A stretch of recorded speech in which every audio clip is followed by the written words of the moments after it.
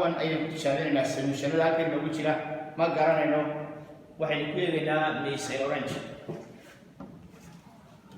solutionada halkan ku jira ma garanayno laakiin halkaas sawirada waxay nagu taallaa methyl orange IC-da casaan bay noqotaa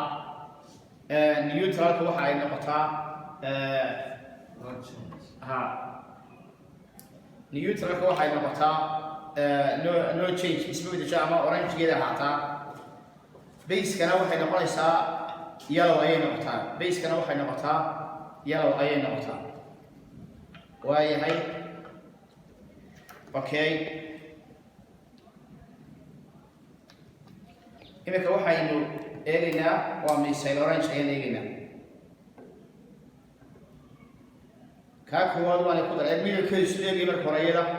si ay isu bedeshana waad eegaysaa waxaad arkaysaa inay casaan noqotay ICD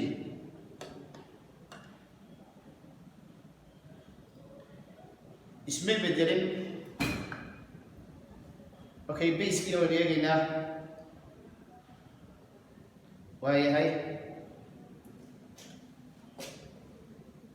base-kiina yellow bay noqonaysaa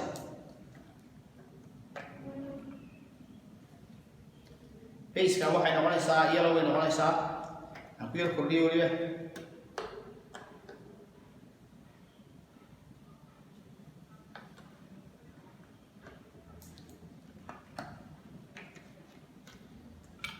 base-ka midabka ay noqonaysaa waxa weeyaan waa yellow weeyaan biyaha waa orange-geedu ahaanaysaa isma bedelin waan kala garanaynaa iminka biyaha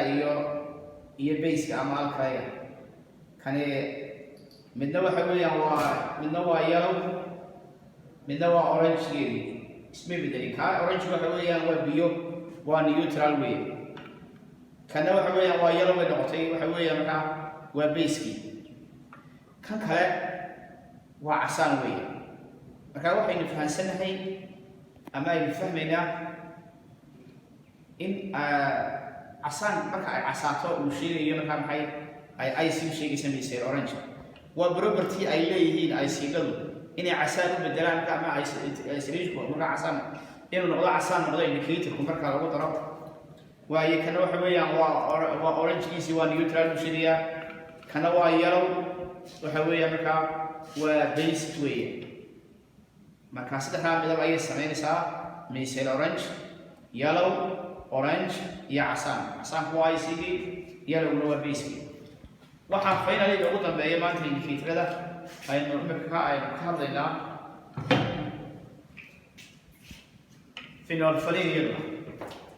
phenolphalein ayaynu ka hadlaynaa